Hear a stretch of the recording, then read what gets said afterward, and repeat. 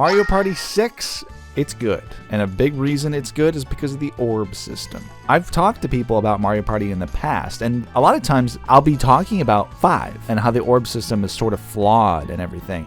And they'll be like, what? I like the orbs. It's not flawed.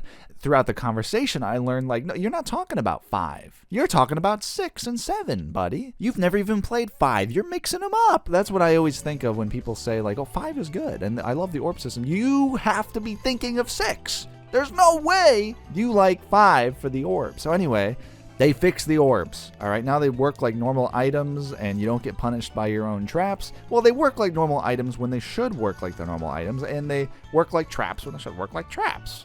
You know what I'm saying? I'm glad they got this system to work because it's such a good concept because it amps up the chaos and the strategizing as it goes on. Especially if you play it for many turns, there's going to be stuff everywhere. You're always going to be landing on stuff, but it's going to feel fun and not cheap because we are the ones populating the board with these traps. Like if you throw down a space and your friend randomly lands on it, it's like, oh yeah, I planned that. I knew you would land on that, dude. You suck! Alright, I don't want to talk about that forever, so let's move on to the boards. This is the game that started introducing different rule sets. There's Snowflake Lake. It's a whole different mode, basically. Instead of randomly having the star spawn around the board, or at least playing with that idea, they just say, no, everybody starts with 5 stars at the beginning, and you use chain chomps to steal them. It's okay to change the formula here, because it's still fun. Even though I do prefer if they just stick with the normal rules because you play Mario Party for Mario Party, but when it works, it works. Castaway Bay, which has a gimmick that's similar to other boards in Mario Party like Rainbow Castle from the first game,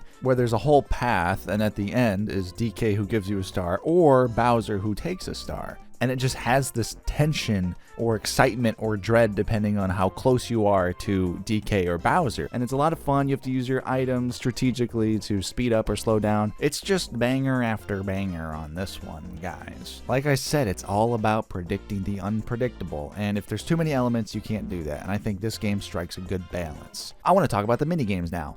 They're good. And more importantly, there's no glaringly terrible ones. They're just generally fun, and they're not too complicated, they don't overstay their welcome, and they're not too simple. That's all you really want. It even has a really good co-op mode, which is something that should be in every Mario game after this point, but it's not, unfortunately. It just kind of fizzled out of the series. In 6, it's really fun. You and a teammate, you and a loved one can travel independently on the board. Sometimes there's like 4-player mini games, even though you're on a team, so it changes the dynamic. It's just a banger, guys.